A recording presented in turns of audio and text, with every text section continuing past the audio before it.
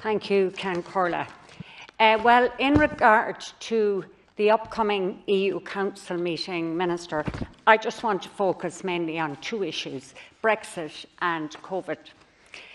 So, like many people have said, we're approaching the make or break time on Brexit. Deadline after deadline has passed, but a final deadline is looming.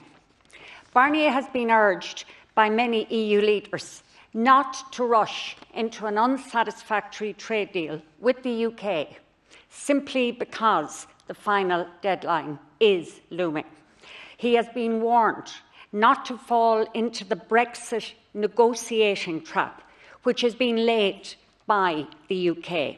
And this trap is where agreement on other issues is reached and then fisheries are dealt with. The French European Affairs Minister has said Downing Street was misguided if it believes that running down the clock will work to their advantage. And he was very clear, Minister, when he said there can be no agreement unless there is one that gives sustainable and wide-ranging access to British waters. He said our terms are known. They are not new. And I just want to say, Minister, that we also need to play hardball when it comes to protecting our fisheries. The UK are well aware that the vast majority of fish exports, of their fish, is exported to the UK. Something like 90% of cod, about 93% of herring, 85% of mackerel, 80% of shellfish, and over 50% of salmon. They are all exported to the EU. So landing fish is one thing, but selling it is what delivers a profit. So in that context, even though it may not reach the headlines, the EU has a very strong hand. However, I suppose given that Prime Minister Johnson has got his COVID regulations over the line, perhaps this will give greater impetus towards finding an agreement on Brexit, or perhaps, Minister, and I'd like your comment on that, the massive divergences that still remain, perhaps maybe too much to bridge that gap.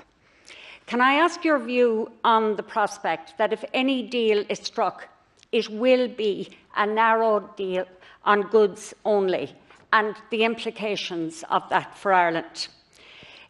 Now, also I want to say, and other speakers have spoken about the €5 billion fund, and I know you will, but I want to reiterate it. We need to make the strongest possible case for Ireland to get its fair share of the cake, because we will be the country most affected by Brexit. Now, earlier the Taoiseach spoke of the fact that contingency measures have to be discussed because next week is critical. Now, one of the consequences of a no-deal Brexit would be that trading between the EU and the UK would continue on WTO terms, which means tariffs on goods. So in terms of the agri-food sector, what preparations are in place? The food supply chain is a huge issue for the whole country, but especially for the region that I represent, the North West, and also for the border region. Indeed, Minister, the 2020 report from the European Commission, which underpins the country's specific recommendations for Ireland 2020, specifically states that regional imbalances between the North and West region and other regions in Ireland are a serious problem and will impede overall national development.